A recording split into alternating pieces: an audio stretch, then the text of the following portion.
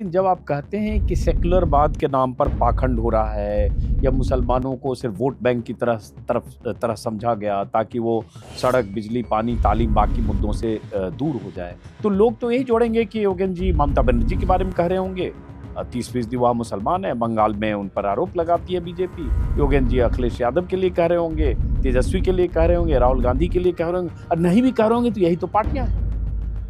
हम इस वक्त जितने संकट में हैं, सिर्फ ये कह देना अच्छा राहुल गांधी ये कर ले तो हो जाएगा, तेजस्वी ये कर ले, अखिलेश कर ले, स्टालिन ये कर ले, ममता ये कर ले, पर्याप्त नहीं है। हम किसी बहुत गहरे संकट में हैं। क्या कहीं पॉइंट ऑफ नो रिटर्न लगता है योगेन जी? कि अजीत भाई, उम्मीद करते हैं कि हम दोनों तब तक रहेंगे, जनता खड़ी होगी। हम खड़े होंगे या नहीं, बस हमें इसकी चिंता करें। ने कहा बीजेपी उत्तरोत्तर मजबूत होती जा रही है। देखिए, चुनावी रूप से ज्यादा सफल होती जा रही है, पैसे बहुत आ रहे हैं, लेकिन ये भी याद रखिए उसमें घुन लग चुका है, उसमें अंदर से खोखलापन आ चुका है। अडानी पर इतना राहुल गांधी 4-5 साल से बोल रहे हैं, संसद के भीतर बोल रहे हैं, पोस्टर दिखा रहे हैं, रैलियों में, सभाओं में, 2024 का चुनाव हो या उसके बाद के सारे विधानसभा चुनाव हो, राहुल गांधी के 10 मिनट या 15 मिनट के भाषण में भी आधा हिस्सा अडानी पे ही होता है। तो जितना विपक्ष को बोलना था बोल रहा है, विपक्षी नेता राहुल गांधी जनता बोल उसको क्या विपक्ष बोल रहा है? विपक्ष के आधे नेता अडानी के बारे में एक शब्द नहीं बोल रहे। और बीजेपी ने अच्छी बुरी जैसी भी है, वो विचार पे टिकी राजनीति है। उसने घृणा का विचार था, नफरत का विचार था, देश विरोधी विचार है, लेकिन वो विचार था। विपक्ष की राजनीति ने अब सामान्य जनता को तो छोड़ दीजिए, अपने कार्यकर्ताओं को विचार नहीं। तो आप तो विपक्ष के नेताओं से आपकी कुछ बात संवाद भी होता होगा, तो क्यों नहीं कर रहे हैं? जो मौजूदा विपक्ष है, कुछ के नाम भी आपने लिए, मौजूदा विपक्ष के इन चेहरों में मोदी की सत्ता को चुनौती देकर अपदस्थ करने या ऑल्टरनेटिव विचार को, जिन विचारों की आपने इसमें इतनी वकालत की है, वो इनमें मादा है। तो देश में कोई नेता ऐसा है जिसमें बड़े नेता होने की गुंजाइश है? बहुत है। अच्छा, ये 4-5 चीजें जब योगेंद्र यादव को समझ में आ रही है कि विपक्ष के नेताओं को ये सब करना चाहिए मोदी के बरक्स मजबूती से खड़ा होने के लिए, शिकस्त देने के लिए, टकराने के लिए, तो क्या ये जो घुटे हुए बहुत सारे नेता हैं, दशकों से जिनकी राजनीति है और जिनके आसपास उनके बहुत सारे सियासी सूरमा हैं, सिपा सलार हैं, क्या उनको नहीं समझ में आ रही है? आरएसएस ने 100 साल तक काम किया है।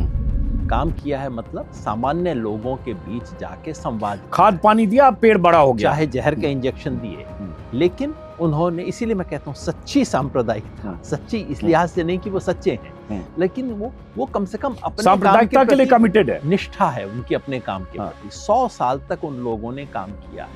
आप मुझे बताइए, इस देश की कौन सी सेकुलर संस्था है जिसने 100 महीना ये काम किया, जाके साधारण लोगों के बीच में सच बताना।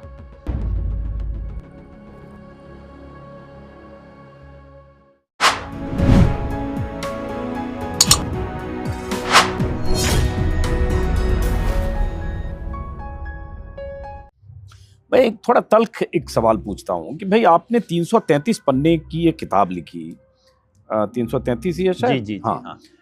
बौद्धिकता से लबरेज है, चिंतन है, अध्यात्म है, यूरोप के राष्ट्रवाद, भारत के राष्ट्रवाद का फर्क है, भारत कैसे यूरोप से अलग है, ये सब आपने लिखा है। लेकिन क्या इसमें जो सियासी जमात है इस देश में, जो बीते 3-4 दशकों में जिनकी जिम्मेदारी भी तय होनी चाहिए, उस पर कुछ भी लिखने से परहेज किया? इस किताब में भारतीय राजनीति के किसी नेता का नाम इशारों में भी नहीं है। किताब तो बौद्धिकता से लबरेज होनी ही चाहिए, और ये आपने सही कहा। देखिए, ये तो काम मैं दिन रात करता हूँ। राजनीति, देश की राजनीति पर टिप्पणी करना तो मेरा हर हफ्ते का काम है। इस किताब में कोशिश है कि हमारे तात्कालिक हर दिन के संदर्भ से पीछे हटके कुछ जो गहरी चीज़ें हैं, एक बार थोड़ा दूर देखने की कोशिश करें कि क्या हुआ है। हम बहुत गहरे संकट में हैं, और संकट एक अवसर होता है, एक अवसर है थोड़ा सा दूर देखने का कि हम कहाँ हैं। इसलिए जानबूझ के मेरे जो तात्कालिक लेख हैं, जो मैं लिखता ही रहता हूँ, आप लोग भी पढ़ पढ़ के तंग ही हो गए होंगे, नहीं नहीं तो उन सब लेखों को मैंने थोड़ा सा अपने आप थोड़ा साइड में किया, ताकि तात्कालिकता उस पे हावी ना रहे। लेकिन जैसा आपने अभी किया और हमने बातचीत की, जो इस देश की दोनों तरह की राजनीति है, सांप्रदायिकता की राजनीति, चाहे वो हिंदू सांप्रदायिकता हो, मुस्लिम सांप्रदायिकता, सिख सांप्रदायिकता, उसका बिल्कुल खुल के खुलासा है। और सेकुलर अपने आप को कहने वाली पार्टियों की जो गड़बड़ है, उसका खुल के इसमें जिक्र किया हाँ, गया आपने है। कहा पाखंड है, हाँ, मुस्लिम एक वोट को टेंडेंसी की बंधक तरह मैंने बनाना, जिक्र टेंडेंसी किया का है। जिक्र किया। नाम ले लेके इस बार इसलिए नहीं है, चूंकि मैं चाहता हूं कि थोड़ा सा हम इसकी तात्कालिकता से पीछे जाएं और कुछ कुछ गहरी चीजों पे चर्चा की जरूरत है। हम इस वक्त जितने संकट में हैं, सिर्फ ये कह देना अच्छा राहुल गांधी ये कर ले तो हो जाएगा, तेजस्वी ये कर ले, अखिलेश कर ले, स्टालिन ये कर ले, ममता ये कर ले, पर्याप्त नहीं है। हम किसी बहुत गहरे संकट में हैं और वो संकट केवल किसी एक व्यक्ति द्वारा किए गई गड़बड़ी का परिणाम नहीं है, किसी एक व्यक्ति की भूल का परिणाम नहीं है। इस देश की जो अंतर्निहित, इस देश की जो आत्मा है, उस आत्मा के अनुरूप राजनीति न खड़ी कर सकने की दीर्घकालिक कमजोरी का परिणाम है। और मैं उस पे फोकस करना चाहता था। नहीं तो क्या होता है कि आप व्यक्तियों के बारे में लिखें तो सुर्खियां बन जाती हैं, और आजकल के ज़माने में सुर्खियां इतनी मिसलीडिंग है, तो बहुत ही मेरे लिए रेयर अपॉर्चुनिटी है कि किताब की कुछ बारीकियों पे चर्चा हो रही है। नहीं तो मतलब उठा के इसमें 3 लाइन, अच्छा ये लिखा गया, योगेंद्र यादव ने कांग्रेस के बारे में ये कहा, उसके बारे में कहा, तो फिजूल किस्म की चीज़ें बन जाती हैं। क्योंकि मेरी चिंता इस वक्त, शुरुआत हमने चिंता से की, बिल्कुल वो एक बहुत गहरी चिंता है, और वो एक चिंता केवल एक बौद्धिक की चिंता नहीं है, एक राजनीतिक कार्यकर्ता की चिंता है कि भाई जहाँ पे हम अटके हुए हैं, ये तो एकदम अंधा मोड़ है। इससे आगे बढ़ने का तरीका सिर्फ ये नहीं हो सकता कि जो कर रहे थे थोड़ा और जोर से करो। बीच बीच में आपको रुक के सोचना होता है, अच्छा ये ठीक दिशा थी क्या, हमें इधर से निकलना चाहिए था क्या, कोई मोड़ हमने गलत तो नहीं ले लिया। ये उस तरह की कोशिश है। हाँ, लेकिन जब आप, भले आपने नाम नहीं लिखा, हम आते हैं आपके पहले चैप्टर पे, भले आपने नाम नहीं लिखा या इशारों में भी किसी पार्टी की तरफ नहीं कहा, लेकिन जब आप कहते हैं कि सेकुलरवाद के नाम पर पाखंड हो रहा है या मुसलमानों को सिर्फ वोट बैंक की तरह समझा गया ताकि वो सड़क, बिजली, पानी, तालीम, बाकी मुद्दों से दूर हो जाए, जो बात ओवैसी कहने लगे या कह रहे हैं, या जिस तरह से अल्पसंख्यकों के हितों की बात करते वक्त बहुसंख्यकों की भी बात की जानी चाहिए, या बहुसंख्यक समाज की सांप्रदायिकता पर बात जितने सख्त ढंग से कहते हैं, वैसे अल्पसंख्यक की सांप्रदायिकता पे कही जानी चाहिए। जब आप लिखते हैं कि यह सब नहीं हुआ, तो लोग तो यही जोड़ेंगे कि योगेंद्र जी ममता बनर्जी के बारे में कह रहे होंगे, 30% वह मुसलमान है, बंगाल में उन पर आरोप लगाती है बीजेपी। योगेंद्र जी अखिलेश यादव के लिए कह रहे होंगे, तेजस्वी के लिए कह रहे होंगे, राहुल गांधी के लिए कह रहे होंगे, और नहीं भी कह रहे होंगे तो यही तो पार्टियां हैं। पूरी इस देश की सेकुलर राजनीति इस आलोचना की चपेट में है, क्योंकि ये केवल एक व्यक्ति का दोष नहीं है, ये हमारी पूरी सेकुलर राजनीति का जो एक ट्रेंड बना है, उस ट्रेंड की कमजोरियों की वजह से। और वो ट्रेंड, आपने इन सब का जिक्र किया, आप इसमें लेफ्ट को भी जोड़ सकते हैं। हाँ, सही बात। मतलब वहां से लेके लेफ्ट तक जो पूरी राजनीति रही, इसमें धीरे धीरे कुछ कमजोरियां आई हैं। वो कमजोरी वैचारिक कमजोरी है, जनता के उससे जुड़ ना पाने की, और एक प्रिंसिपल तरह की राजनीति ना कर पाने की राजनीतिक कमजोरी है। तो वैचारिक भी है, राजनीतिक भी है। ये तमाम लोग इसका शिकार हैं। नाम लेके भी हम बात कर सकते हैं, बिना नाम लिए बात करने का फायदा ये होता है कि उसमें हम असली जो उसका रेशा है, उसका जो सूत्र है, उसको हम पकड़ पाते हैं और उस पर चर्चा कर सकते हैं।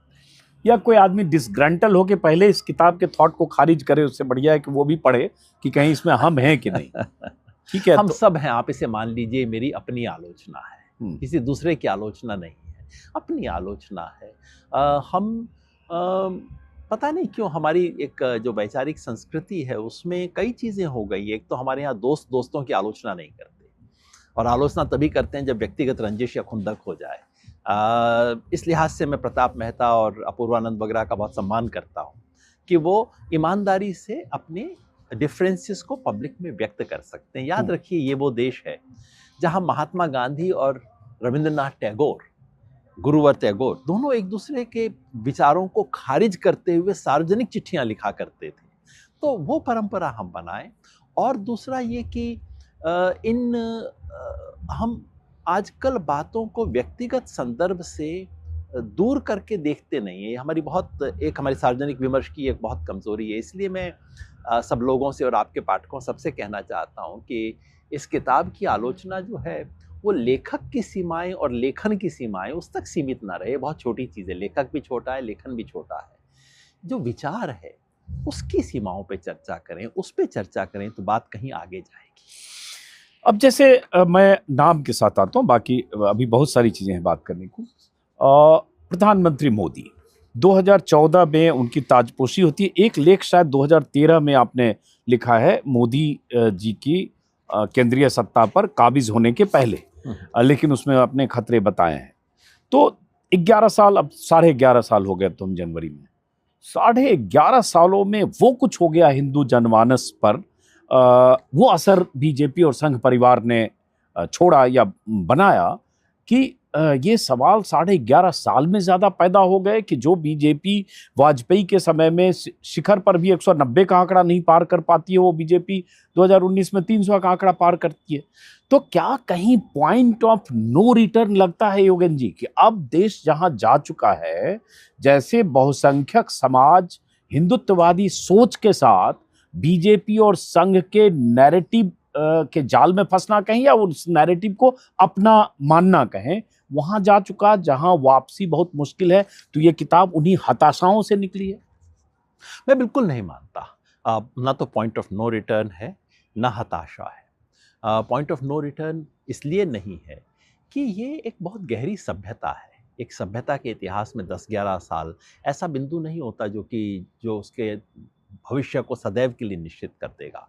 बिल्कुल ये 11 साल बहुत निर्णायक रहे हैं, ये 11 साल बहुत खतरनाक रहे हैं इस देश के स्वधर्म के लिहाज से। मैं स्वधर्म, अधर्म और विधर्म में मैंने अंतर किया है इसमें। स्वधर्म वो आदर्श हैं जो कि आप मानते हैं, भले ही आप उसका व्यवहार नहीं कर पाते हैं। अधर्म वो होता है जो आप सामान्य लोग अपना जीवन में, हाँ जी पूजा तो की, शाम को जाके कुछ और कर दिया, ये अधर्म है। विधर्म वो है जो आंख में आंख डाल के बोलता है, अरे कैसा धर्म है तुम्हारा, तो मैं स्वीकार नहीं करता। उस लिहाज से तो इसको आप हिंदू मुसलमान के धर्म के संदर्भ में न देखें। उस लिहाज से भारत के स्वधर्म पर एक विधर्मी विचार का हमला है पिछले 11 साल, जो अटल बिहारी वाजपेयी ने नहीं किया था, जो मोदी जी ने किया है। तो ये बहुत खतरनाक हमला है, बिल्कुल इसमें कोई संदेह नहीं है। आज तक कभी भी भारत के पिछले कम से कम 75 साल में तमाम तरह की चीज़ें हुई जो इस देश के स्वधर्म के खिलाफ थी। जो 1984 में हुआ, जो 2002 में हुआ, इमरजेंसी हुई, इस देश के स्वधर्म पे हमले की कई कोशिशें, लेकिन जिस तरह का एक ऑर्गेनाइज्ड और इस देश के स्वधर्म के सभी जो पिलर्स हैं उन पर एक साथ हमला जो पिछले 11 साल में हुआ है, वैसा कभी नहीं हुआ। लेकिन मैं इसे पॉइंट ऑफ नो रिटर्न नहीं मानता, इसलिए कि इस मिट्टी में कुछ है। देखिए, एक राहुल गांधी यात्रा कर देता है, कहीं इस मिट्टी में दबे हुए तत्व बाहर आ जाते हैं, वो टिक नहीं सके, वो राजनीति की कमजोरी है। लेकिन कुछ है, और अपने तमाम दोस्तों को, जो हम मेरे हताशा वाले दोस्त आते हैं, काफ़ी निराश होकर बात करते हैं, अरे अब तो ये हो गया, ऐसा है, मैं एक तो उन सबको सलाह देता हूँ कि दिल्ली से बाहर निकलो, बड़े शहरों से बाहर निकलो, गांव देहात में टाइम लगाओ, जैसे आप घूमते हो, साधारण लोगों से बात करके उम्मीद बनी रहती है। और मैं एक सूत्र देता हूँ बार बार, इस देश की जनता खड़ी होगी। सवाल ये नहीं है कि जनता इसके खिलाफ खड़ी होगी कि नहीं, सवाल सिर्फ इतना है कि जिस दिन जनता खड़ी होगी उस दिन कहीं हम तो नहीं बैठ जाएंगे। बस यही याद रखना है, जिस दिन जनता खड़ी हो उस दिन हम भी खड़े दिखाई दें, बस इसकी ज़रूरत है। वो समय क्या होगा हम नहीं कह सकते, और इसीलिए उस राजनीति को ठीक दिशा देने की ज़रूरत है। लेकिन इस मिट्टी में कुछ है, ये मिट्टी नफ़रत की मिट्टी नहीं है, ये मिट्टी एक रंग में सबको रंगने की मिट्टी नहीं है, और 11 साल जो है 3000 साल को ख़त्म नहीं कर सकते। जब आप कहते हैं कि एक दिन जनता खड़ी होगी, तो इसमें एक होप दिखता है, ठीक है, और इस देश की जनता खड़ी हुई है समय समय पर।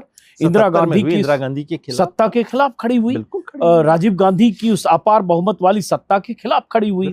एक वीपी सिंह बाहर आते हैं, जनमोर्चा बनता है, और वही आरिफ मोहम्मद खान, अरुण नेहरू और मिलके क्या हो जाता है।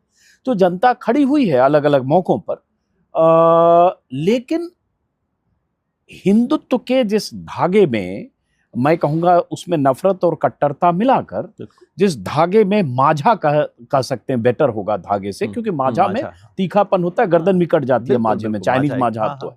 जिस माझे में बांध दिया बीजेपी और संघ परिवार ने, उससे बंधी हुई जनता खड़ी होकर कहे कि नहीं, इस माझे से मुझे निकलना है, इस नफरती राष्ट्रवाद, नफरती हिंदुत्व के माझे से निकलना है, इसमें बहुत वक्त लगेगा। और उसके लिए क्या जो टूल्स हैं विपक्ष के पास, जिसकी चिंता आप जता रहे हैं, वो हैं क्या? जनता इस भाषा में नहीं निकलेगी। जब लोग इमरजेंसी के खिलाफ खड़े हुए तो वो लोकतंत्र, इमरजेंसी और इस सब का नहीं, वो कहते थे जाती हुई, नसबंदी हुई, वो भाषा उनकी दूसरी थी, है ना। तो जब जनता इससे बाहर निकलेगी, हो सकता है वो आपकी मेरी भाषा में ना निकले, जाहिर है स्वधर्म की भाषा का इस्तेमाल तो नहीं करेगी साधारण जनता, लेकिन वो अपने तरीके से अभिव्यक्त होता है। आपके साथ हुआ होगा, मेरे साथ कई बार होता है, सड़क पे घूमता हूँ आपकी तरह, साइड में ले जाते हैं, यादव जी देखिए, मैं राष्ट्रीय स्वयंसेवक संघ का हूँ, 3 जनरेशन से हमारा परिवार संघ में है, लेकिन आप थोड़ा ऑपोजिशन को खड़ा कीजिए ना, क्या हो रहा है इस देश के अंदर, ये इस देश की स्वभाव है। तो जनता खड़ी होगी लोकतंत्र के सवाल पे, चूंकि ये कोई रूस नहीं है जहां लोगों ने पिछले 100 साल से लोकतंत्र देखा ही नहीं। इस देश की जनता की जुबान में उसका चस्का है, वो टेस्ट है। जब उसे ये लगेगा कि मेरी लोकतांत्रिक अधिकार समाप्त किए जा रहे हैं, जनता खड़ी होगी। इस देश के तमाम भाषाई संस्कारों को किसी एक हिंदी के उस पे बोझ पे दबा देना संभव नहीं है, कसमसाहट होगी। और इस देश के हिंदू धर्म को केवल एक सूत्र में बांध देना संभव नहीं है। उस कसमसाहट जो है साधारण व्यक्ति की, उस कसमसाहट की अभिव्यक्ति हम कर पाएंगे या नहीं, उसका जो अकबकाहट है उसकी अभिव्यक्ति, उसको हम राजनीतिक शक्ल दे पाएंगे या नहीं, चुनौती यही है। हो सकता है वो व्यक्ति लोकतंत्र और संविधान की बात ना करे, वो सिर्फ इतना करे कि नहीं, अहंकार हो गया है थोड़ा सा, वो शायद ये कहे कि देखिए तो बीजेपी के स्थानीय नेता क्या क्या कर रहे हैं, कोई इनके खिलाफ बोलने वाला ही नहीं है। भाषा अलग हो सकती है। कोई हो सकता है कहे कि भाई बंगाली लोगों का तो एक अलग तरीका है, आप कमाल है, बंगालियों को आप ये सिखाने आए हैं कि धर्म क्या होता है। भाषा अलग होगी, लेकिन अंततः इस देश की जो आत्मा है वो अभिव्यक्त होगी। हमें बस राजनीति के टूल ऐसे बनाने हैं कि वो उस अभिव्यक्ति का माध्यम बन सके। तो मैं इसे हताशा नहीं कहता हूँ। हाँ, लोहिया ने, मैंने पिछली बार भी आपको कहा था, लोहिया की एक लेख है निराशा के कर्तव्य। जब एक बार निराशा बोध होता है, अरे कुछ नहीं हो सकता, उस समय आपका फर्ज बनता है कि आप कुछ गहरे जाने की कोशिश करें। और ये किताब वैसी कोशिश। मैं फिर इस पे एक सवाल है, क्योंकि हम सब लोग भी आंतरिक तौर पर, मानसिक तौर पर ऐसे सवालों से जूझते हैं, 2-4 होते हैं। जब हम 75 के बाद जनता की हताशा की बात करते हैं, और 77 में जिस ढंग से आंधी चली और इंदिरा गांधी को उखाड़ फेंका जिस जनता ने, उसी जनता ने 80 में उसी इंदिरा गांधी को 300 पार सीटें दे दी, ठीक है। सेम हम मानते हैं 1989 भी।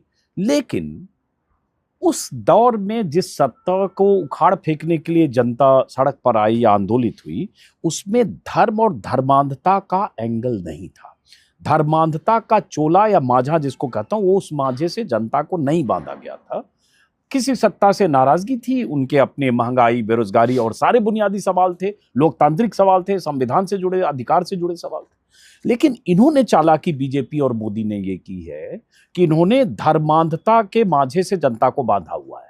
और वो जब जनता को दिखता है कि प्रधानमंत्री मोदी हैं, त्रिपुंड पर ये माथे पर टीका लगाकर, तिलक लगाकर वहाँ भगवान राम के सामने जमीन पर लेट रहे हैं, वहाँ फला जगह जा रहे हैं, केदारनाथ जा रहे हैं, यहाँ जा रहे हैं, वैष्णो देवी, तो लोगों को लगता है ये तो, क्योंकि धर्मभीरू जनता है, बड़ी आबादी, उसको लगता है हमारी धार्मिकता के प्रतीक के तौर पर ये है, जैसे वो वैसे हम, और इनमें विपक्ष आकर कुछ हिंदू विरोधी बात कर रहा है, ये कर रहा है। तो ये एक बड़ी चुनौती है। खतरा देखें तो खतरा है, चुनौती देखें तो चुनौती है। चुनौती निश्चित ही है, लेकिन ये कोई ऐसी चीज नहीं है जिससे मुक्त नहीं हुआ जा सकता। दुनिया भर के तानाशाह इस किस्म के टोटकों का इस्तेमाल करते हैं। ट्रंप इस वक्त क्रिश्चियनिटी, अब वहाँ अमेरिका में क्रिश्चियनिटी को खतरा हो गया, बताइए, मतलब कोई इस पे हम हंस सकते हैं, लेकिन भारत में जब ये बातें कही जाती हैं हम हंसते नहीं हैं इन चीज़ों पे। ये दुनिया भर के डिक्टेटर का एक सामान्य प्रवृत्ति होती है, उनका उनका हथियार ही ये होता है कि जनता को आप और कुछ नहीं दे सकें, इनको इस्लाम दो, इनको क्रिश्चियनिटी दो, यहाँ हिंदुइज्म दो, इस किस्म की चीज़ें होती हैं। मगर इस देश में 70-75 साल में लोकतंत्र का एक संस्कार बना, वो लोकतंत्र का संस्कार खत्म नहीं हुआ है। इसलिए आज भी बीजेपी को तमाम नाटक करके ये दिखाना पड़ता है कि भाई हम लोकतांत्रिक तरीके से जीते हैं। चुनाव में जितनी धांधली करो, कर करा के आपको कहना पड़ता है देखिए बिल्कुल एक न्यूट्रल तरीके से हम जीते हैं। ये जो 21वीं सदी के डिक्टेटर की मजबूरी है कि उसे अपनी लोकप्रियता साबित करनी पड़ेगी लोगों की आंख में, वो अंततः इनके पतन का कारण बनेगी। अंततः अब आज और अंततः के बीच में कितनी लेयर हैं, उसका फैसला इस बात पे निर्भर करेगा कि जिसे आप सेकुलर राजनीति कहते हो, जिसको मैं देशधर्मी राजनीति कहूँगा, देशधर्मी राजनीति कितनी समझदार है, कितनी सफलता से काम करती है और कितना एक स्पष्ट दृष्टि लेके काम करती है, उस पर निर्भर करेगा कि ये मामला 29 में हो जाता है कि उसके बाद होगा। एक जैसे आपने देखिए ये ऐसा मसला है कि मुझे लगता है मैं 2 घंटे इस पे बात करूं क्योंकि योगेंद्र जी ऐसा है कि मैं बहुत घूमता हूं, आप जानते हैं बहुत घूमता हूं। और जैसे इसी यूपी में 2022 के इलेक्शन में 1 अगस्त से मैं बाहर निकला और मार्च में लौटा, मतलब 7 महीने घूमा बिहार में, 2-3-4 महीने बिहार में घूमा, हर जगह एमपी राजस्थान। तो मैं कई बार जो गांव देहात सड़क मोहल्ले कहीं भी कस्बे में जाकर जो जनता से मिलता हूँ, पब्लिक एट लार्ज जिसको कहें, हर समाज, हर बिरादरी, हर जाति, हर धर्म के लोग, तो मुझे वहाँ बहुत गहरे पेनिट्रेशन धर्मांधता का, हिंदुत्ववादी सोच का और उस विचार का जिस विचार को प्रोपगेट बीजेपी और संघ परिवार के लोग करते हैं, वो गहरे पैबस्त दिखता है। तो चिंता दिखती है जब मैं देखता हूं कि बुलंदशहर में किसी आदमी से बात कर रहा हूं, मेरे वीडियो में है, सब्जी वाला, और वो महंगाई बेरोजगारी पे बात कर रहे हैं, वो बोल रहा है, फिर वो बोल रहा है कि लेकिन हाँ 200 रुपये पेट्रोल होगा तो भी हम मोदी जी को देंगे, और 400 रुपये फला चीज होगा, सरसों तेल होगा तो भी देंगे। मतलब वहां आकर जैसे उसकी धर्मांधता का चश्मा उसके माथे पर, आंखों पर है, बस वो सारी चीज एलिमिनेट हो जाता है, और इसको बीजेपी ने समझ रखा है। एक बस इसमें चीज जोड़ दूं, वो सिंपल ये है, देखिए आरएसएस ने 100 साल तक काम किया है। काम किया है मतलब सामान्य लोगों के बीच जाके संवाद, खाद पानी दिया, पेड़ बड़ा हो गया, चाहे जहर के इंजेक्शन दिए, लेकिन उन्होंने, इसीलिए मैं कहता हूँ सच्ची सांप्रदायिक था। सच्ची इस लिहाज से नहीं कि वो सच्चे हैं, लेकिन वो कम से कम अपने सांप्रदायिकता के लिए कमिटेड है, निष्ठा है उनकी अपने काम के प्रति। 100 साल तक उन लोगों ने काम किया है। आप मुझे बताइए, इस देश के कौन सी सेकुलर संस्था है जिसने 100 महीना ये काम किया, जाके साधारण लोगों के बीच में सच बताना, हिंदू धर्म की सच्ची व्याख्या करना, इस देश की व्याख्या करना, समझाना, बताना, ये सिंपल बात बताना कि इस देश का हर इंसान अल्पसंख्यक है, ये बात समझाने की किसने कोशिश की? तो एक तरफ कोई है जो 100 साल से काम कर रहा है, एक तरफ कोई है जो 100 महीना काम नहीं कर रहा, तो क्या होगा? लेकिन मैं फिर कहता हूं, जो आपने पढ़ के सुनाया था, कि चूंकि इस देश की मिट्टी उस चीज के पक्ष में है जो आप और मैं करते हैं, इसलिए, और उन्होंने तो जर्मनी का पौधा लाके यहाँ पे लगा दिया है, आप और मैं 100 महीना काम करेंगे तो पलटेगा, क्योंकि मिट्टी हमारी है और हमारे पास किसी संसाधनों की कमी नहीं है। हम जो अचानक कई बार लगता है कि इनके पास सब कुछ है, तो मैं वही आपको शशि कपूर वाला डायलॉग बताऊंगा, अमिताभ बच्चन, मैं भी बहुत बोलता हूँ। हाँ, वही देखिए, हमारे पास, मेरे पास बंगला है, गाड़ी है, तुम्हारे पास क्या है? तो माँ है। माँ, हमारे पास इस देश का संविधान है, हमारे पास महात्मा गांधी है, और हमारे पास इस देश की मिट्टी है। मुझे आस्था है इस देश की मिट्टी में। मैंने कहा मैं वैसे अनीश्वरवादी हूँ, कुछ चीज़ों में आस्था है, इस देश की मिट्टी में मुझे आस्था है, और ये इस देश की मिट्टी ये बर्दाश्त नहीं करेगी। बस हम लोगों को अपनी जो दुख है, अपनी कसमसाहट है, उसकी अभिव्यक्ति का एक वाहन दें, उन्हें एक भाषा दें, वाहन दें। अगर हमारी राजनीति इसके काबिल हो जाए कि लोग जो करना चाहते हैं और वो करना चाहेंगे, हमेशा देखिए, मैं इमरजेंसी में इतना बड़ा तो नहीं था कि कुछ कर पाऊं, लेकिन आंखें खुली थी, देखता था।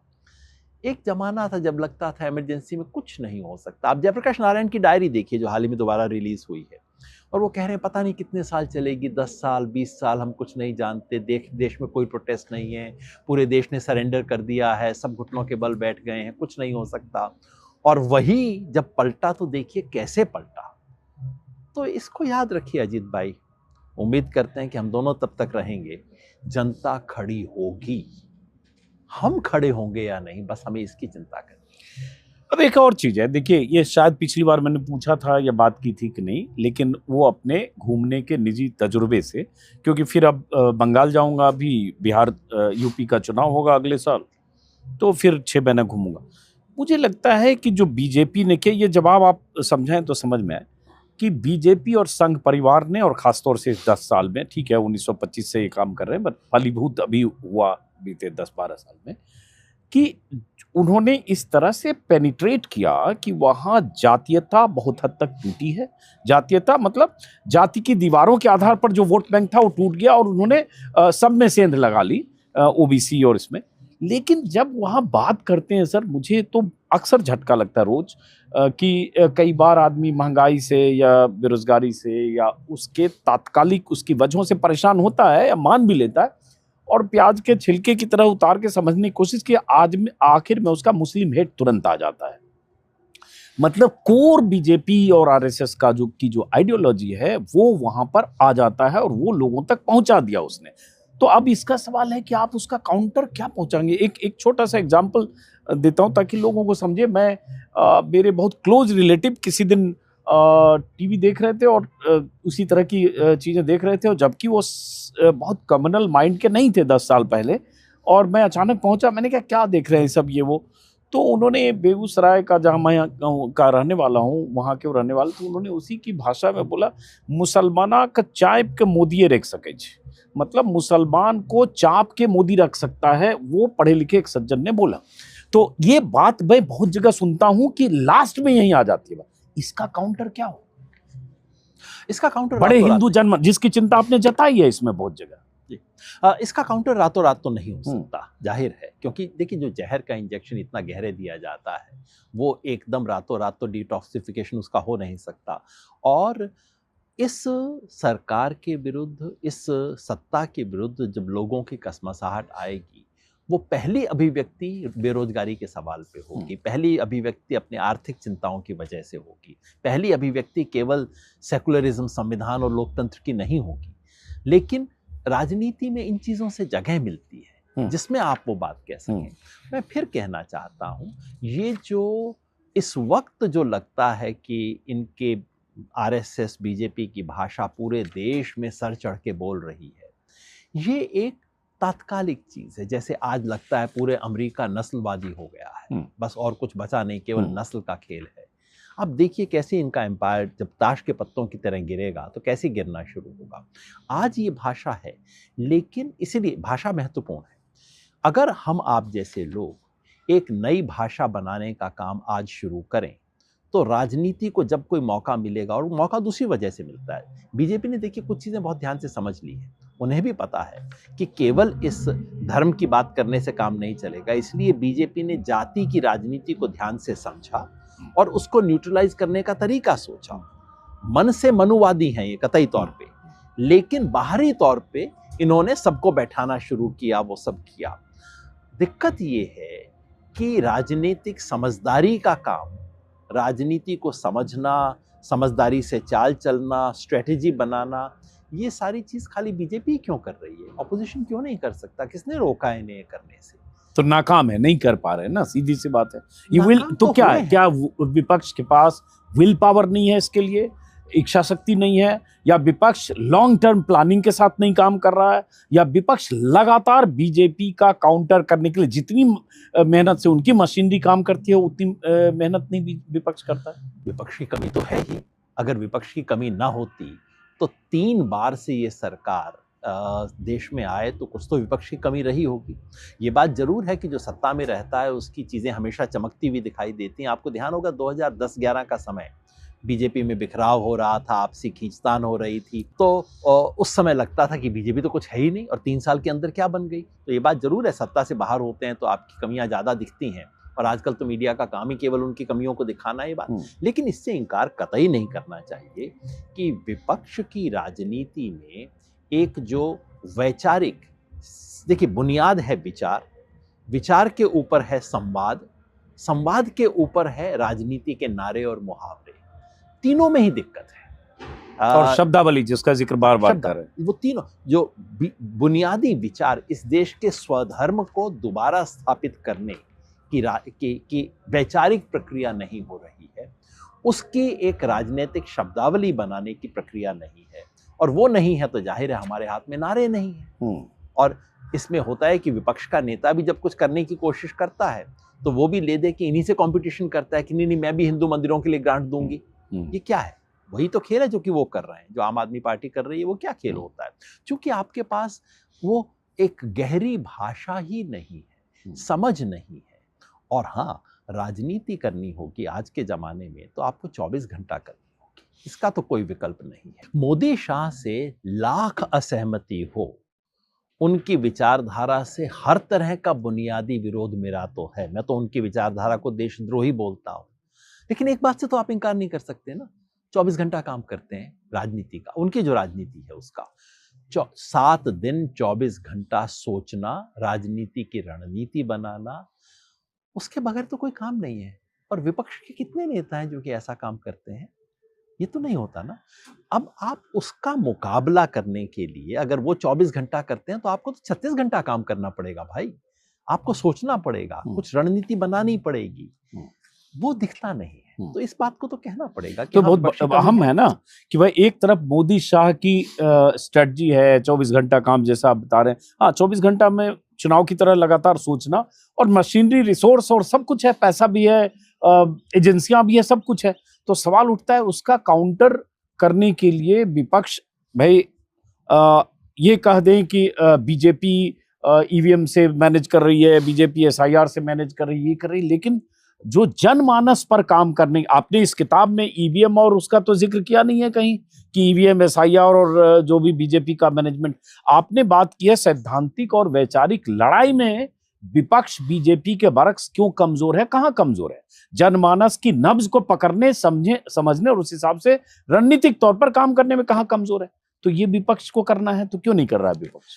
बीजेपी 2 नंबर के बहुत काम करती है, लेकिन 1 नंबर का काम भी करती है। विपक्ष केवल बीजेपी के 2 नंबर के काम की चर्चा करता है। बीजेपी जो 1 नंबर का काम कर रही है, जो किसी भी पार्टी को करना चाहिए, भाई आप जाइए, बड़े से बड़ा नेता जाके छोटी जगह पे बैठे, कार्यकर्ता के साथ बात करे।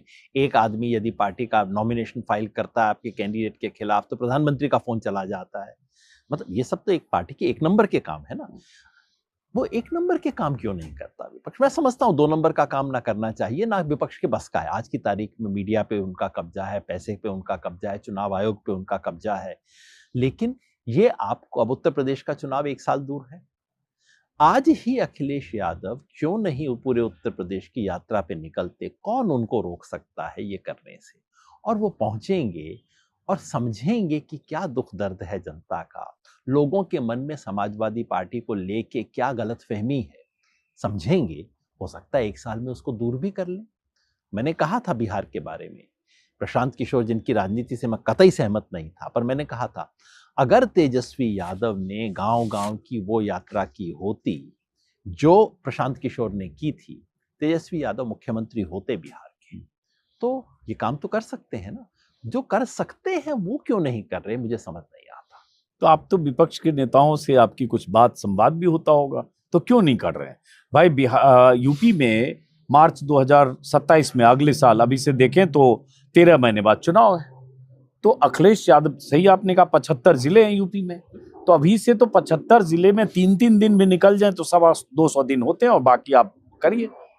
तो क्यों नहीं कर रहे हैं विपक्ष के नेता? बहुत अच्छा सवाल है। मैं तो इतना ही कह सकता हूं कि जब मैं मिलता हूं तो खरी खरी बात कहने में कसर नहीं छोड़ता। जो मेरा धर्म है, मैं तो जाके कहता हूँ कि ये है, जो आपके इर्द गिर्द के लोग आपको भले ही ये बता रहे होंगे, लेकिन सच्चाई ये है।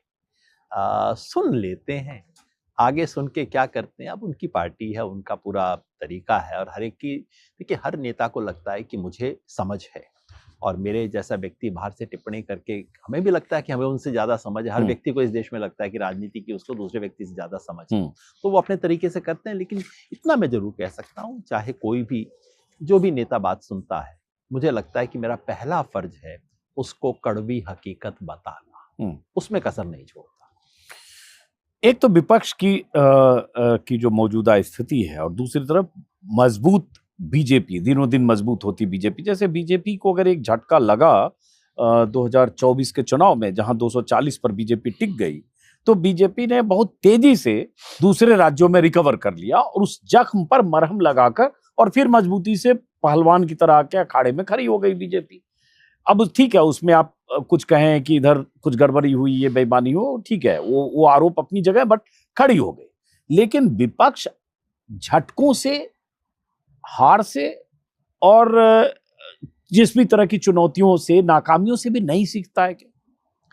2024 के झटके के बाद बीजेपी ने एक नंबर के काम भी किए, 2 नंबर के काम भी किए, लेकिन एक नंबर का किया, 1 नंबर 2 नंबर मिला के किया। पर वो ऑस्ट्रेलियन क्रिकेट टीम जैसा मामला था ना, कि भाई अब अगर आप हारे हैं तो आप बैठ के विश्लेषण करते हैं, निर्मम व्याख्या करते हैं, और आगे से सब कुछ करते हैं, चाहे उसमें आप बॉल की सीवन पे भी थोड़ा सा कुछ कर देते हैं, वो सब करते हैं।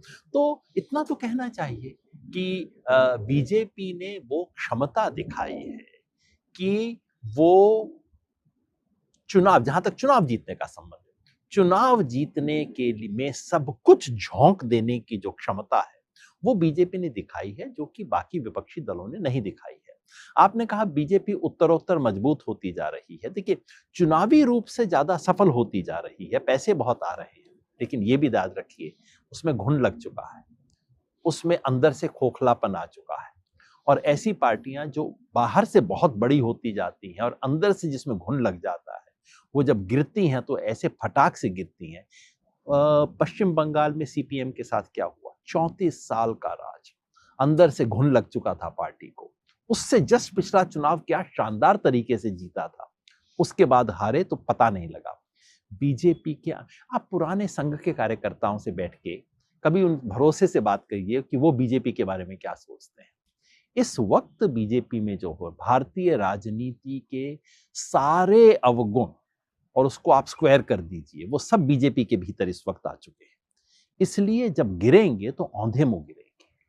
जब आप करें बीजेपी के भीतर घुन लग चुका है, तो जरा व्याख्या कीजिए। हमें तो ऊपर से लोगों को यही दिखेगा ना कि बीजेपी अभी महाराष्ट्र में जीत गई, बिहार में जीत गई, हरियाणा में जीत गई, पता नहीं यूपी में 2027 में क्या होने वाला है।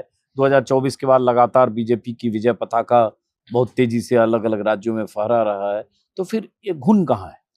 पुराने जमाने की जो जनसंघ हुआ करती थी, उसका हर कार्यकर्ता वैचारिक होता था, चाहे वो विचार नफरत का विचार हो, जैसे पुराने जमाने के समाजवादी, पुराने जमाने के कम्युनिस्ट।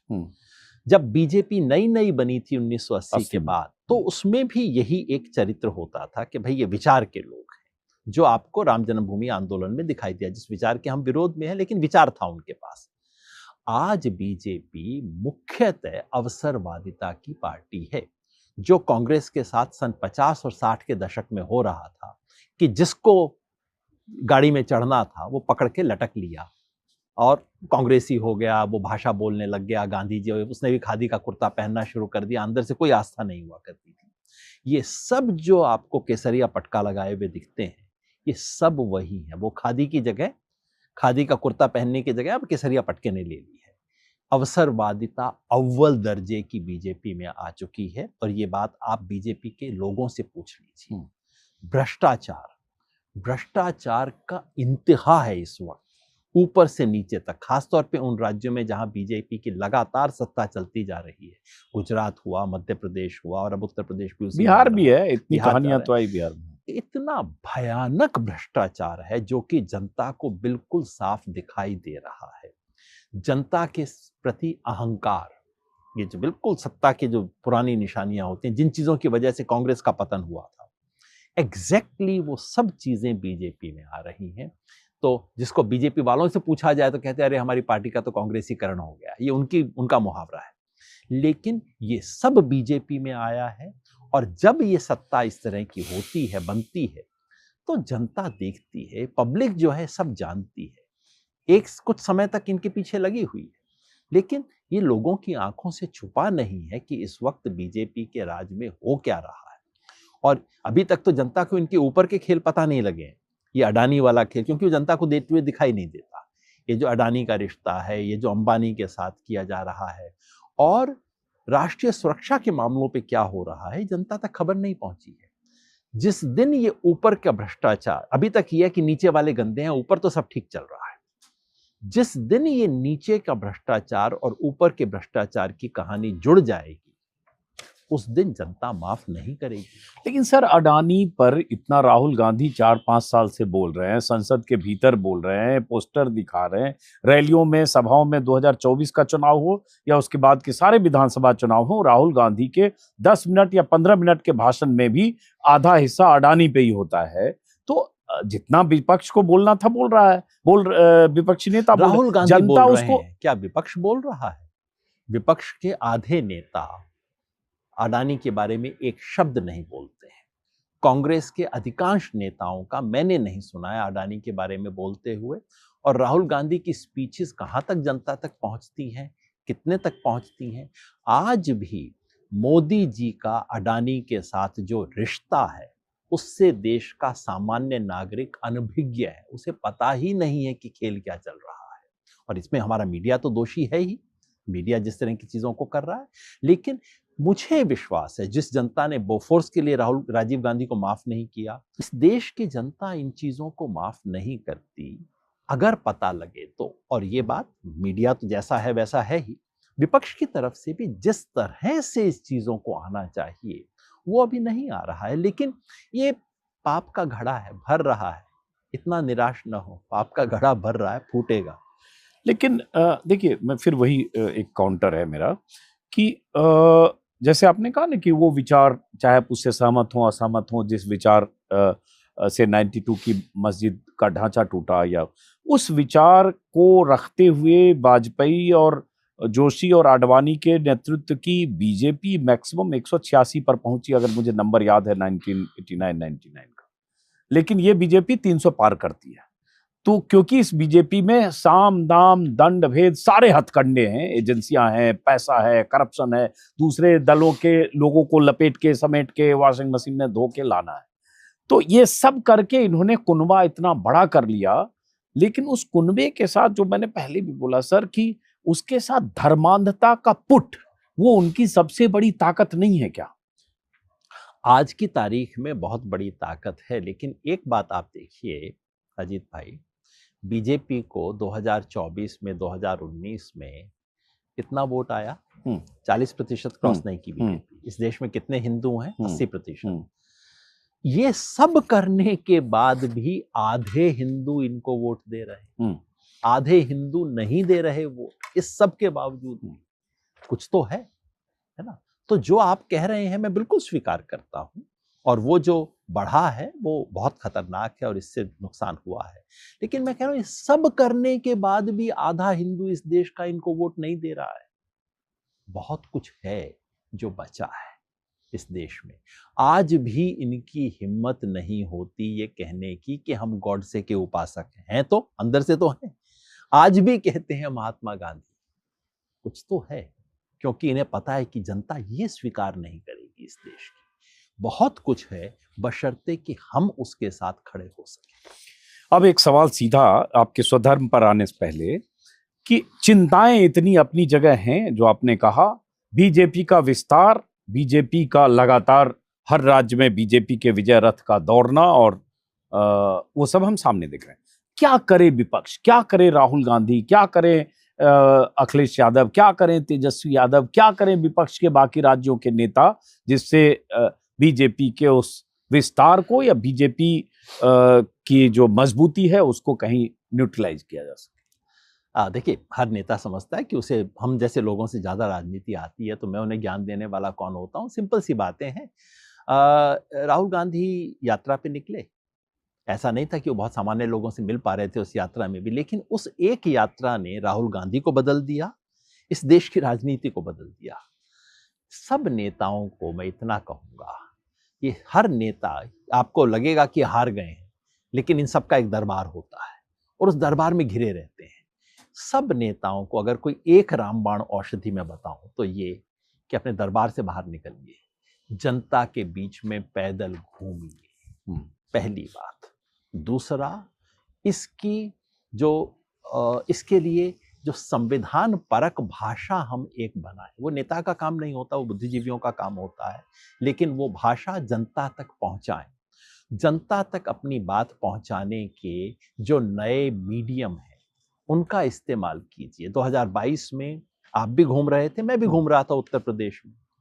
बीजेपी का हर स्थानीय कार्यकर्ता छोड़िए, बिल्कुल उनका जो लोकल बूथ लेवल का व्यक्ति था, उसके पास एक कहानी थी। उस जमाने में महंगाई थी तो मैं पूछता था महंगाई पे, वो कहते थे साहब महंगाई तो अर्जेंटीना में भी है। मैंने कहा अर्जेंटीना? ये बात मुझे मुजफ्फरपुर में भी कही, ये बात मुझे गोरखपुर में भी कही, तो मुझे समझ आया कि ये जरूर कहीं एक घुट्टी आई है। अर्जेंटीना हर कोई बोला करता था। मतलब सच्ची झूठी, लेकिन बीजेपी के हर कार्यकर्ता के पास हर प्रश्न का जवाब था। मैं कहता था कोरोना में इतने मरे, अरे साहब मोदी जी ना होते तो और मरते, जो बच गए वो मोदी जी की वजह से, उनकी जगह मच गए। किसी ने कहानी सुनाई थी। और सपा के किसी वोटर से आप बात कीजिए, वो कहता था देखिए यादव है, मुसलमान है, मिलके हम जीतेंगे। उसके पास कोई तर्क नहीं था, कोई नैतिक भाषा नहीं थी, उसके पास प्रश्नों के उत्तर नहीं थे। ये कमी क्यों है?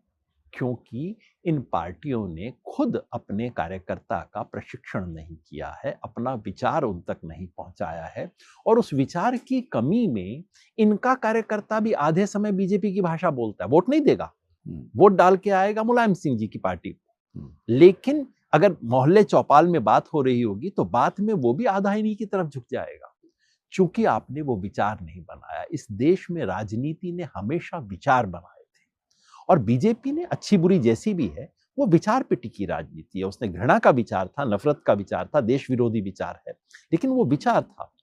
विपक्ष की राजनीति ने अब सामान्य जनता को तो छोड़ दीजिए, अपने कार्यकर्ताओं को विचार नहीं दिए हैं। एक सामान्य कांग्रेस के कार्यकर्ता से आप आधा घंटा हिंदू मुसलमान सवाल पे बात कर लीजिए और आपको लगता है कि ना, इस पे भी आरएसएस का असर हो गया है। ये क्यों नहीं कर सकते आप? अपने कार्यकर्ता को क्यों नहीं? तो कार्यकर्ता का विचार निर्माण, चुनावी मशीन बनाना। देखिए, इस बात को आपको स्वीकार करना होगा कि इस देश में चुनाव लड़ने का तरीका अब बिल्कुल बुनियादी रूप से बदल चुका है। जैसे कोटा की कोचिंग क्लास ने इस देश में एग्जाम देने का तरीका बदल दिया है, वैसे बीजेपी ने अब इस देश में चुनाव लड़ने का तरीका बदल दिया है। आपको एक चुनावी मशीन खड़ी करनी पड़ेगी। तो ये दो तीन चीजें मेरे मन में है: एक चुनावी मशीन खड़ा करना, एक विचारों की लड़ाई लड़ने के लिए पूरा एक अपना सोशल मीडिया या जो भी है उसका एक पूरा तंत्र खड़ा करना, अपने ही कार्यकर्ताओं का विचार निर्माण करना, और नेताओं का दरबार से बाहर निकल के जनता के बीच में घूमना। ये 4-5 चीजें जिसमें पैसा खर्च नहीं होगा। अच्छा, ये 4-5 चीजें जब योगेंद्र यादव को समझ में आ रही है कि विपक्ष के नेताओं को ये सब करना चाहिए मोदी के बरक्स मजबूती से खड़ा होने के लिए, शिकस्त देने के लिए, टकराने के लिए, तो क्या ये जो घुटे हुए बहुत सारे नेता हैं दशकों से जिनकी राजनीति है और जिनके आसपास उनके बहुत सारे सियासी सूरमा है, सिपा सलार है, क्या उनको नहीं समझ में आ रही बात? आ ही रही हो या आराम तलब हो गए? नहीं, मैं आराम तलब नहीं मानता। मैं तो सिर्फ ये देखता हूँ मेरे जीवन में कितनी चीजें हैं जो मुझे पता है करनी चाहिए, मैं नहीं करता। मुझे रोज वॉक करनी चाहिए 1 घंटा, मैं नहीं कर पाता। कोई आके कह सकता है कि देखिए दुनिया को ज्ञान देते हैं, इतनी साधारण सी चीज नहीं करते हैं। तो खास तौर पे राजनेताओं का क्या होता है, वो तात्कालिकता में घिरे रहते हैं, और अब तात्कालिकता और एक छोटा सा दायरा होता है, उसमें हर नेता घिरा रहता है। उससे बाहर देखने की क्षमता जिसमें होती है वो बड़े नेता बनते हैं। तो मैं समझता हूं कि कहीं ना कहीं इन चीजों का असर रहता है। तो देश में कोई नेता ऐसा है जिसमें बड़े नेता होने की गुंजाइश है? बहुत है। इस देश में नेताओं की कमी नहीं है। बड़ा देखने वाले लोग भी हैं। कभी कभी नेता बड़े आंदोलन खड़े करते हैं, कभी कभी आंदोलन बड़े नेता खड़े कर देते हैं। हर एक की मतलब मैं हर जिनको जानता हूं उनके व्यक्तिगत गुण दोष की चर्चा में नहीं लगना चाहता, लेकिन हर नेता में कुछ ना कुछ एक एलिमेंट रहता है जो दिखाता है। आप ममता बनर्जी से लीजिए, ममता बनर्जी ने जो जीवट दिखाया है, बाकी सब छोड़ दीजिए मैम, लेकिन जो जीवट है वो तो भाई अद्भुत है।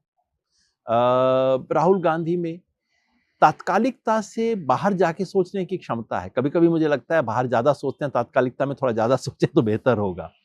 वो है।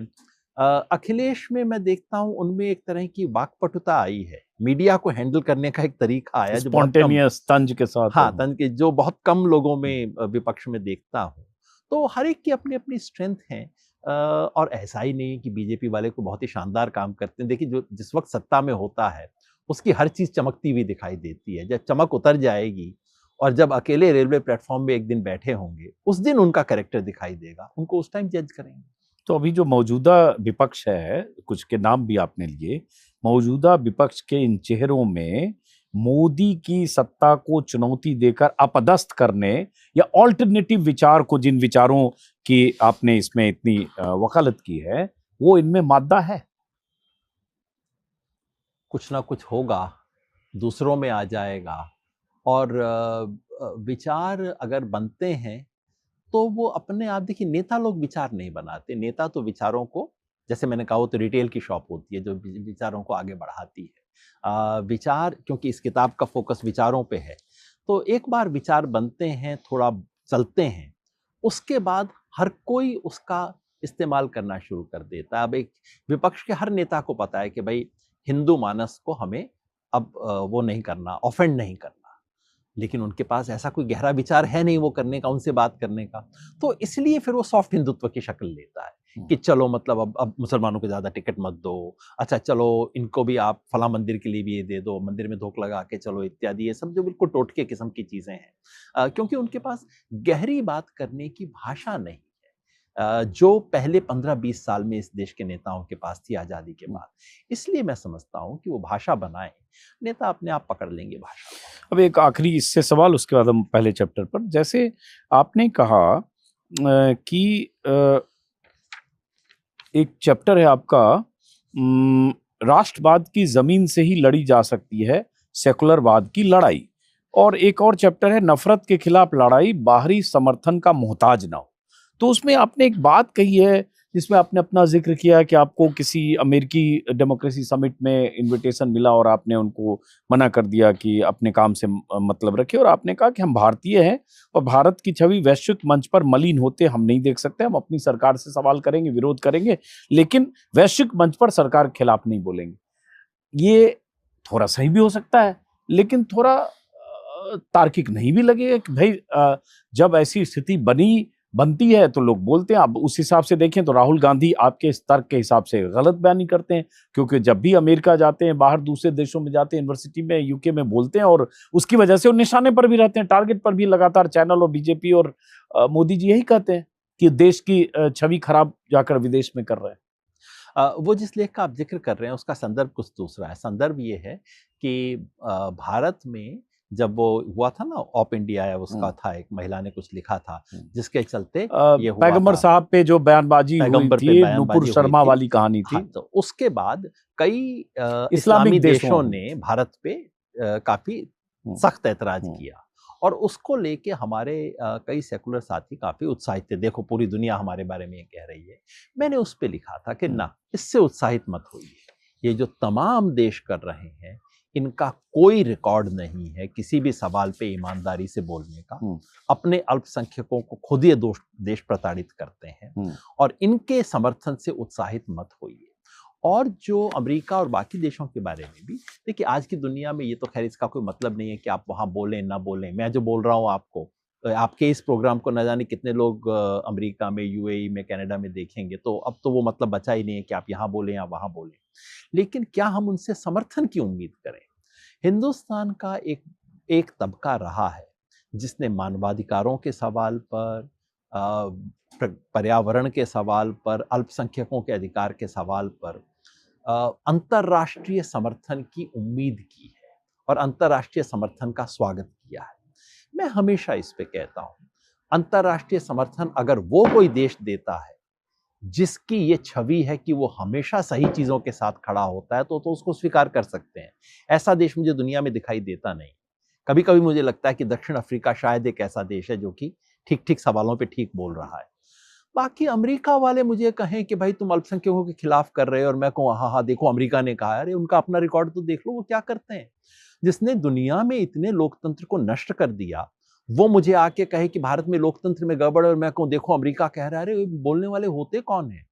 तो इसलिए देखिए अंततः ये जो लड़ाई है, वो चाहे हमें वो लड़नी पड़ेगी, हमें अंदर से लड़नी लड़नी पड़ेगी। पड़ेगी, और उस लड़ाई में इस तरह के बाहर के खोखले सपोर्ट से हमें बहुत गुरेज करना चाहिए। ये बात मैंने कही है। एक और आपने कहा जो राहुल गांधी ने 2024 के चुनाव में और उसके पहले भी एमपी राजस्थान के समय भी शुरू हुआ, लगातार संविधान की लाल किताब दिखाकर लगातार संविधान पे हमले की बात कर रहे थे। आपने लिखा और कहा कि संविधान बचाओ का नारा देने भर से बीजेपी को हर चुनाव में नहीं हराया जा सकता। महाराष्ट्र और हरियाणा में साबित हुआ, और बार बार इस्तेमाल से औजार भूथरा हो जाता है। तो इसका मतलब राहुल गांधी भूथरे औजार का इस्तेमाल ज्यादा कर रहे हैं। फिर मैं व्यक्तिगत उसमें नहीं जाना चाहता, पर इसमें कोई शक नहीं कि 24 के चुनाव में संविधान दिखाना, संविधान के प्रतीक और नारे का एक धार थी, और उस धार ने बीजेपी को रोका। अब जाहिर है वही प्रतीक, राजनीति में कोई भी एक प्रतीक आप 5 साल ज्यादा दिन इस्तेमाल तक नहीं कर चलता। सकते। हाँ। आपको उसको हर नए स्वरूप में लाना होगा। और संविधान के बारे में, संविधान पे 2 तरह के हमले हैं। एक तो संविधान नामक किताब पे हमला है। बीजेपी को 24 के बाद जब उंगली जल गई इनकी, तो इन्हें समझ आ गया कि भैया संविधान वाली किताब पे हमला मत करो। मगर वो इस देश का जो गहरा संविधान है, संविधान शब्द का एक दूसरा अर्थ है, हिंदी में कम है, अंग्रेजी में कॉन्स्टिट्यूशन में ज्यादा है। वो ये है कि आपकी बॉडी का कॉन्स्टिट्यूशन कैसा है, आपका कॉन्स्टिट्यूशन थोड़ा वीक है। एक वो गहरा संविधान है हमारी समाज का, जो एक समाज की बनावट और बुनावट जो है। तो इस वक्त जो हमला है, संविधान नामक किताब पे हमला, इन्होंने अब थोड़ा स्थगित कर दिया क्योंकि इनको समझ आ गया है। लेकिन इस देश का जो गहरा संविधान है, बुनावट और बनावट है, उस पे हमला है। संवैधानिक आत्मा कहें अगर, जी, उसी को मैं भारत गणराज्य का स्वधर्म, उसी को मैं कहता हूँ। उस पे वो करने के लिए अब हमें नया मुहावरा बनाना पड़ेगा। अब केवल वो किताब दिखाना पर्याप्त नहीं। तो हर राजनीति में हमेशा आपको नए प्रतीक गढ़ने ही हों। तो अब क्या हो स्वधर्म? सवाल है कि क्या है स्वधर्म पहले तो, और एक जो शुरुआत के लंबे लेख में जो है, और किताब की मूल स्थापना वही है कि इस वक्त केवल संविधान किताब पर हमला नहीं है, केवल लोकतंत्र पर हमला नहीं है, ये भारत की आत्मा पे हमला है। और चूंकि मैं पूरे 5000 साल के बारे में बोलने की मेरी कोई काबिलियत नहीं है, इसलिए मैंने उसे सीमित करके केवल भारत गणराज्य जो है उसका स्वधर्म क्या है। और मोटे तौर पे मैंने यही कहा है कि भारत के संविधान में जो लिखा है, ये कोई अचानक नहीं आ गया। भाषा जरूर तब बनाई होगी, लिखा अंग्रेजी में होगा, लेकिन अंततः भारत के संविधान की किताब जिसका निरूपण करती है, वो 3000 साल से चला आ रहा और बदलती इस देश की अंतः प्रकृति है, जिसको स्वधर्म के रूप में हम व्याख्या कर सकते हैं। और मैंने कहा है कि इस देश के इतिहास में आप देखें तो हमारा स्वधर्म कभी भी किसी स्थापित शास्त्रों से परिभाषित नहीं हुआ है, वो हमेशा आंदोलनों से परिभाषित हुआ है।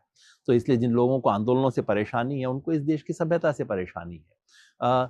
बुद्धिज्म और जैनिज्म क्या है? वो एक आंदोलन है, एक रेबेलियन है उस जमाने की सत्ता के विरुद्ध। भक्ति आंदोलन, सूफी आंदोलन क्या है? ये उसकी स्थापित धार्मिक सत्ताओं के विरुद्ध प्रोटेस्ट है। बिल्कुल। और देश का राष्ट्रीय और एक विकल्प है, ऑल्टरनेट है उस दौर का।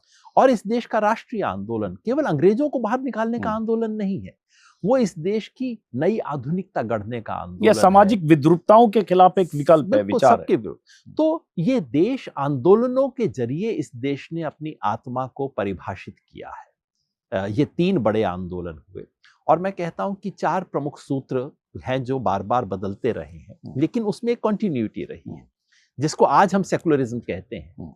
उसके मूल में मैत्री का विचार है, जिसका बुद्ध धर्म में व्याख्या होती है, अशोक करते हैं, और अकबर का जो सुलह कुल है वो उसी की व्याख्या है।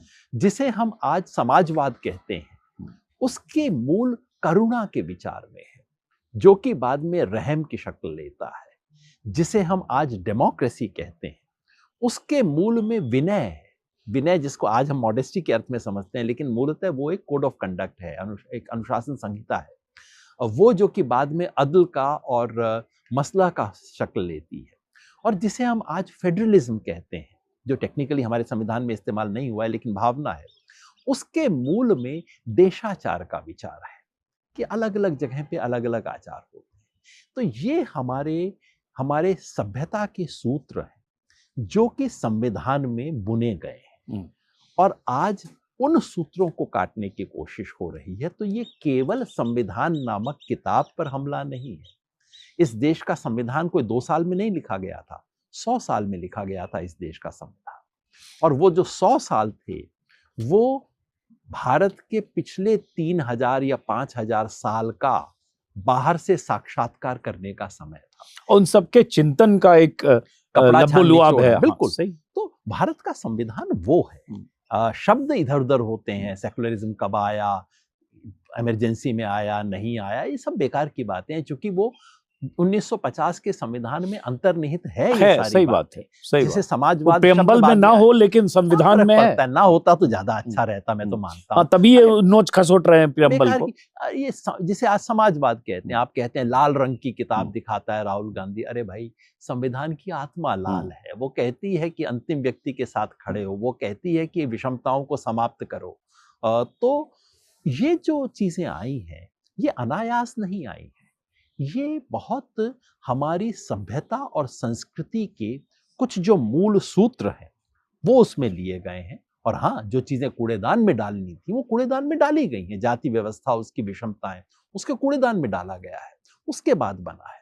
और तो इस किताब में उसकी एक थोड़ा सा ऐतिहासिक, जितना मैं इतिहास समझ पाता हूँ, उसकी एक व्याख्या करने की कोशिश है। लेकिन अंततः उसका उद्देश्य कोई ऐतिहासिक पांडित्य नहीं है, ना मेरे बस की बात है।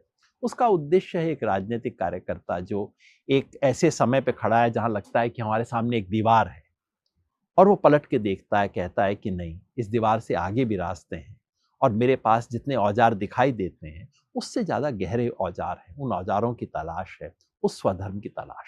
एक आखिरी, आपने यूरोप के राष्ट्रवाद की तुलना करते हुए यूरोप के राष्ट्रवाद की खामियां भी बताई, एक नस्ल, एक धर्म, एक समाज जो भी है, और भारत के बहुलतावादी समाज का आपने जिक्र किया कि अलग अलग भाषाएं हैं, अलग अलग धर्म हैं। ये लेकिन अंत में हो ये रहा है बीते 10-12 सालों में, और उनका कोर वही है आरएसएस का, कि जिस राष्ट्रवाद की वो बात करते हैं उस राष्ट्रवाद में हिंदू और हिंदुत्व ही है, बाकी सब दोयम दर्जे के हैं, चाहे वो ईसाई हो चाहे मुस्लिम हो।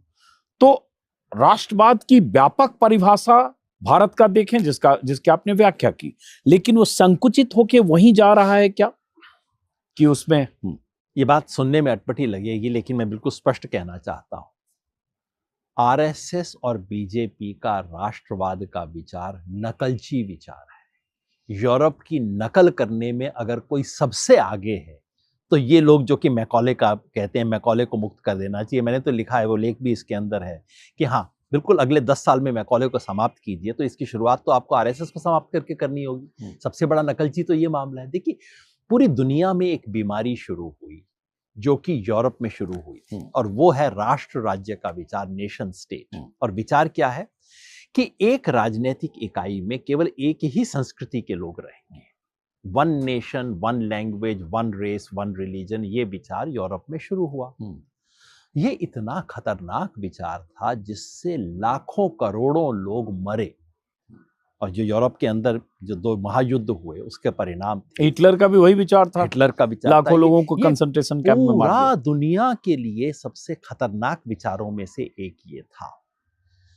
भारत का जो राष्ट्रवाद था, इस बीमारी से मुक्त राष्ट्रवाद था, जिसने कहा पंजाब, सिंध, गुजरात, मराठा, द्राविड़, उत्कल, बंगाल। किसी की हिम्मत नहीं होती है यूरोप में इस तरह की बात कहने की कि आप ही अपने देश की सारी चीजों को सामने रख रहे हैं। ये अंतर विरोध नहीं है, ये मेरे देश की बुनावट है, इन सबसे मिलके मेरा देश बनता है। भारत का राष्ट्रवाद इससे मुक्त था। लेकिन इस देश के कुछ लोग थे जो यूरोप के राष्ट्रवाद से इतने आक्रांत थे, इतने मोहित थे। जो आप पे कब्जा कर लेता है उससे आप मोहित भी हो जाते हैं। तो यूरोप के राष्ट्रवाद से इतने मोहित थे कि वो भारत में यूरोप के राष्ट्रवाद की नकल करना चाहते थे। और उसका नाम है आरएसएस। ये भारत में ये हिंदी हिंदू हिंदुस्तान और कुछ नहीं है, ये यूरोप की टेम्पलेट को भारत पे लागू करने की कोशिश है। और सच कहूं तो इनका जिसे ये हिंदुत्व कहते हैं वो क्रिश्चियनिटी की टेम्पलेट को हिंदुइज्म पे लागू करने की कोशिश है। क्रिश्चियनिटी या इस्लाम है, भगवान जाने इनका, लेकिन बाहर की किसी टेम्पलेट, किसी दूसरे धर्म की टेम्पलेट को हिंदू धर्म पे लादने की कोशिश है। मैकॉले का विरोध करते हैं प्रधानमंत्री, मैंने तो ताली बजाई, मैंने कहा अरे प्रधानमंत्री मेरा इतनी सुंदर बात कर रहा है।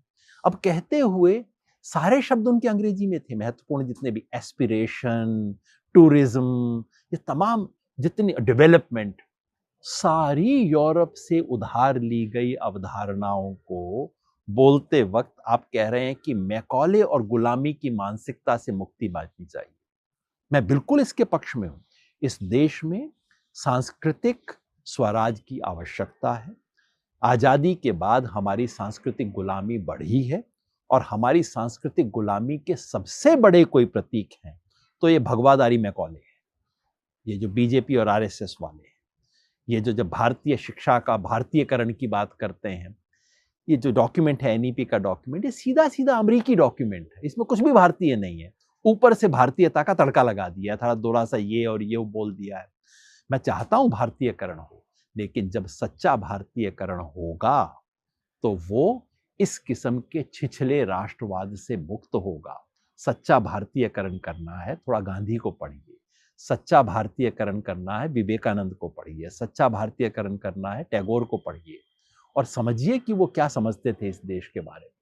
तो वहां से इनको मिलेगा, इसकी जरूरत है। और मेरी उम्मीद है कि इस किताब को देख के, क्योंकि आजकल राष्ट्रवाद और ये भारतीय सभ्यता, हमारी सभ्यता पे गर्व करो, ये सब चीजें एक राजनीतिक टोकरी में चली गई। जो उस टोकरी में बैठे हैं या जिन लोगों को लगता है कि ये सब विचार उसी टोकरी के हैं, वो थोड़ा इस पे गौर करेंगे, ऐसी मेरी उम्मीद है। बहुत बहुत शुक्रिया। और मैं भी कहूँगा कि गणराज्य का स्वधर्म, ये योगेंद्र यादव जी की किताब है जिस पर हमने करीब करीब 2 घंटे बात की। हालांकि इस किताब में इतनी लाइनों को मैंने अंडरलाइन करके रखा है कि इस पर 3-4 घंटे की और बात हो सकती है। हर पैराग्राफ 15, 20, 25 मिनट की बातचीत मांगता है, लेकिन 2 घंटे की लगभग बातचीत हो गई है। और इस बातचीत से हो सकता है आपको रील जैसा फील ना हो, लेकिन हमारा मकसद था कि जो जिस वैचारिकता के साथ, जिस विमर्श के साथ, जिस सोच और चिंतन के साथ बहुत गहरे उतरकर बैठकर योगेंद्र जी ने एक ऑल्टरनेट विचार को रखने की कोशिश की। हालांकि इसमें बहुत सारे लेख हैं जो बीते 7-8 सालों में छपे हैं, अंग्रेजी में, प्रिंट में, एक्सप्रेस में और कहीं भी। उन सब लेखों के साथ तो मौका मिले तो जरूर पढ़िए, समझने की कोशिश कीजिए। और योगेंद्र जी आए, इतना वक्त निकाला, इसके लिए बहुत बहुत शुक्रिया।